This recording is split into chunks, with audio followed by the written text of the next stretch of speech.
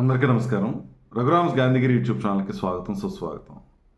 ఈరోజు మనం తీసుకున్నటువంటి అంశం జీవితంలో ఎదురయ్యేటటువంటి అవమానాలని ఎలా హ్యాండిల్ చేయాలి అన్న దాని గురించి ఈరోజు మనం మాట్లాడదాం. మనిషి జీవితంలో కొన్ని సందర్భాల్లో విపరీతమైనటువంటి విమర్శలు వస్తాయి మన మీద. కొంతమంది అవమానిస్తారు. అది మన క్యారెక్టర్ని అవ్వచ్చు, మన వ్యక్తిత్వాన్ని, మనం చేసేటటువంటి పనిని, మనం మాట్లాడేటువంటి మాటల్ని, దేన్నైనా సరే. ఎందుకంటే విమర్శించడం చాలా సులువు, కానీ ఆ విమర్శల్ని ఫేస్ చేయడం చాలా కష్టం. అయినప్పటికీ కూడా జీవితంలో ఎదురయ్యేటటువంటి విమర్శల్ని ఎవరైతే సమర్థవంతంగా హ్యాండిల్ చేసుకోగలుగుతారో, నిర్వహించుకోగలుగుతారో వాళ్ళు ఖచ్చితంగా ఉన్నతమైనటువంటి స్థితికి వెళ్తారు. సాధారణంగా ఏదైనా ఒక విమర్శ వచ్చినప్పుడు, ఒక అవమానం ఎదురైనప్పుడు విపరీతమైనటువంటి బాధ కలుగుద్ది. కొన్ని సందర్భాల్లో కోపం వస్తుంది. ఆ బాధతో, నిరాశగా ఉన్న కోపంతో ఆ కోపాన్ని ప్రదర్శించి తగ్గు పెట్టుకున్నా లేదా వాదనకి దిగినా దానివల్ల చాలా నష్టాలు జరుగుతాయి.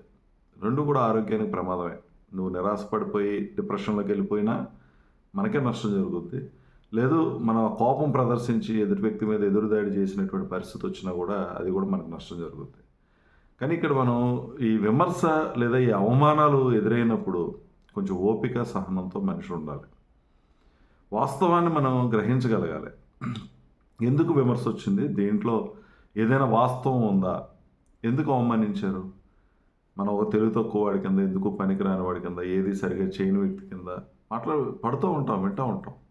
మనం చేసేటటువంటి పనిని, నిర్ణయాలని కూడా తప్పుపట్టే వాళ్ళు ఉంటారు.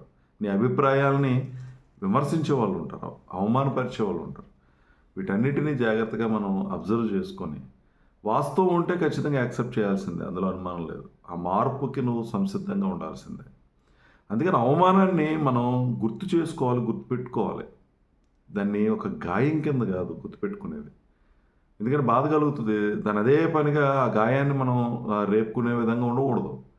అది గాయం కింద కాకుండా నువ్వు మారటానికి ఉపయోగపడేటువంటి ఒక మార్గాన్ని చూపించే జ్యోతి కింద ఉపయోగించుకో.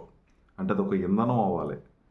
ఎవరైనా నిన్ను అవమానపరిస్తే అవమానపరిచినటువంటి వ్యక్తులకి సమాధానం నువ్వు సక్సెస్ ద్వారా చూపించాలి. ఆ సక్సెస్కి అవసరమైనటువంటి ఇంధనం ఆ అవమానమే. నన్ను ఇలా అంటారా, నేను ఇది చేయలేనని హేళన చేస్తారా, నేనేంటో చూపిస్తాను అనేటువంటి ఆ విధమైనటువంటి ఆ ఇంధనం నింపాలి. నిన్ను ఒక మోటివేట్ చేయాలి, ఓ ప్రేరణగా నిలబడాలి నీకు వచ్చినటువంటి అవమానాన్ని. కొంతమంది ఉంటాం అసలు అవమానాన్ని పట్టించుకోకుండా అవమానపడడానికి సిద్ధపడిపోవటం. గాడిద గుడ్లు అలా అనుకుంటారులే, ఏదో అంటారులే, తెలుగుతో కూడా అన్నారా, సర్లే అంటే ఏమొచ్చింది, ఇలాంటి భావం కనుకుంటే అది కూడా ఇబ్బందే. లైట్గా తీసుకోవడం, అసలు పట్టించుకోకపోతే ఇంకా విమర్శలకి ఇంకెక్కడ హద్దు ఉండదు. అవమానాలకి ఇంకెక్కడ కూడా ఫుల్ స్టాప్ లేకుండా దారుణంగా విమర్శించే పరిస్థితి వస్తుంది. కాబట్టి నువ్వు గుర్తుపెట్టుకోవాలి, ఆ గుర్తుపెట్టుకున్న దానికి ఎంతవరకు స్పందించాలో అంతవరకు స్పందించాలి. ఎక్కువ శాతం నువ్వు సక్సెస్ సాధించడం ద్వారా నీ విజయం వాళ్ళకి సమాధానం చెప్పాలి. దానికి అవసరమైనటువంటి ఆ ఇంధనం లేదా ఆ జ్యోతి, ఆ అగ్ని, అది విమర్శ నుంచి మనం తీసుకోవాల్సినటువంటి పరిస్థితి అయితే ఉంది. కానీ మన మనిషి నేను చెప్తున్నంత సులువేం కాదు ఇది. నిజంగా అవమానం మనకి ఏం నేర్పింది అనేటువంటి ఆలోచన ద్వారా మనిషి రాగలగాలి.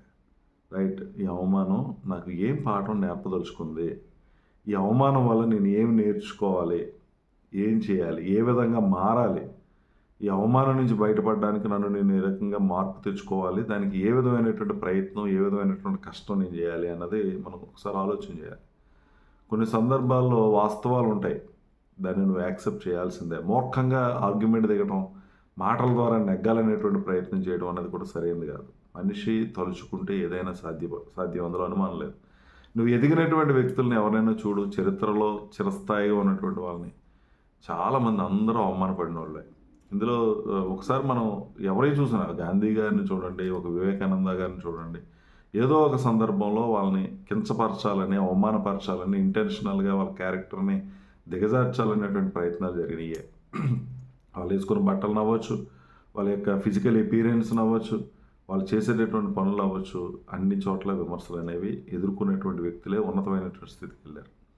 అందుకే నువ్వు కూడా ఏదైనా ఒక అవమానం జరిగితే ఆ అవమానం నుంచి ఏ రకంగా సక్సెస్ సాధించాలి, దాన్ని ఏ రకంగా నేను ఉపయోగించుకోవాలనేటువంటి ఆలోచనకు నువ్వు రావాలి. అది ఒక అగ్నిలా నిన్ను దహించేది కింద కాకుండా అది మార్గాన్ని చూపించే జ్యోతికి అది ఉపయోగపడాలి. అందుకని ఓపిక పట్టండి, సహనంతో ఉండండి. ఒకసారి ఆత్మ పరిశీలన చేసుకోండి. వచ్చినటువంటి విమర్శ, జరిగినటువంటి అవమానంలో వాస్తవాలు ఎంత, దాంట్లో నేను తీసుకోవాల్సింది ఏంటి, ఏ పాఠాన్ని నేను నేర్చుకోవాలి, భవిష్యత్తులో అవమానాలు రాకుండా, విమర్శలు రాకుండా నేను ఎటువంటి మార్పు చెందాలన్నది నువ్వు తెలుసుకొని మారడంతో పాటు నీ సక్సెస్ ద్వారా సమాధానం చెప్పాలనే ప్రయత్నం ఉండాలి తప్పించి మాటల ద్వారా, ఆర్గ్యుమెంట్ ద్వారా నీకు వచ్చినటువంటి అవమానాన్ని తిప్పికొట్టాలనేటువంటి ప్రయత్నం చేయకండి. దేన్ని కూడా వ్యక్తిగతంగా తీసుకోకండి. ఎవరైనా నిన్ను కామెంట్ చేసిన ఆ విషయాన్ని పట్టించుకోవడం తప్పించి అది వ్యక్తిగతంగా వెళ్ళిపోయి ఆ వ్యక్తిని ఎదురు చేయాలని, పగ తీర్చుకోవాలని, నన్ను అంటాడా నేను కూడా అంటాను అనేటువంటి ధోరణి కాకుండా వ్యక్తులను పక్కన పెట్టి అసలు ఉన్నటువంటి విషయాన్ని మనం అవగాహన పరుచుకునేటువంటి ప్రయత్నం మనం చేయగలగాలి.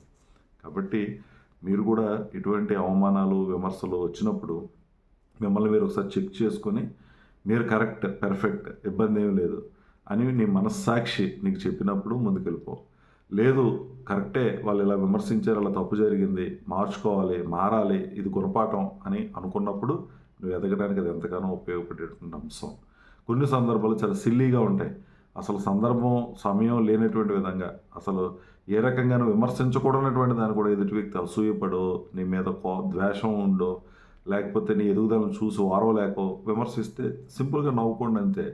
మీ పని మీరు చేసుకుంటూ ముందుకెళ్ళిపోండి. కాబట్టి జాగ్రత్తగా అవమానాన్ని మర్చిపోకుండా గుర్తు చేసుకుని దాన్ని నీ ఎదుగుదలకి ఏ రకంగా నువ్వు ఉపయోగించుకుంటావు అనే విషయం మీద నువ్వు దృష్టి పెట్టి చక్కగా రాయి, నాకు ఏ అవమానం జరిగింది, ఈ అవమానం ద్వారా నేను ఏం తెలుసుకున్నాను, ఏం మార్చుకోవాలి, ఈ అవమానాన్ని ఏ రకంగా దానికి నేను తీసుకున్నటువంటి స్టెప్స్ ఏంటి, ఇలా గనక నువ్వు చేయగలిగితే ఖచ్చితంగా నువ్వు దేన్నైనా ఫేస్ చేయగలుగుతావు, ధైర్యంగా నిలబడగలుగుతావు. ఈ అవమానాలు, విమర్శల క్రమంలో ఎందుకంటే ఎదుటి వ్యక్తి నీలో ఉన్నటువంటి లోపాలను ఎత్తి చూపినప్పుడు అతను నీకు మంచి మిత్రుడు, శ్రేయోభిలాషి అది భావించు. ఆ లోపాలను నువ్వు సరి చేసుకుంటూ పోయావనుకో, నీకు నిజంగా అతను ఒక గురువు కింద కూడా కనబడే పరిస్థితి ఉంటుంది. ఆ విధమైనటువంటి ఆలోచన ధోరణికి మనం రాగలగాలి. కాబట్టి మీరు కూడా ఈ అవమానాలను ఈ రకంగా హ్యాండిల్ చేయండి. ఖచ్చితంగా మీరు ఉన్నతమైనటువంటి స్థితికి వెళ్తారు. అవమానాలు నేను బాధించవు, అవమానాలు నీ ఎదుగుదలకి ఎంతగానో ఉపయోగపడేటువంటి పరిస్థితిగా కనిపిస్తాయి. కాబట్టి మీరు ఈ విషయాలను గమనించి ఆచరిస్తారని ఆశిస్తూ, ఓపికగా వీడియో చూసిన ప్రతి ఒక్కరికి పేరు పేరున కృతజ్ఞతలు తెలియజేస్తూ సెలవు తీసుకుంటున్నాను. ఈ వీడియో మీకు నచ్చినట్లయితే లైక్ చేయండి, షేర్ చేయండి, కామెంట్ చేయండి. మరిన్ని వీడియోల కోసం ప్రక్కనే ఉన్న బెల్ ఐకాన్ ను క్లిక్ చేయండి. నా ఛానల్లో వచ్చే మరిన్ని ఇంట్రెస్టింగ్ వీడియోల కోసం సబ్స్క్రైబ్ చేయండి రఘురామ్స్ గాంధీగిరి యూట్యూబ్ ఛానల్.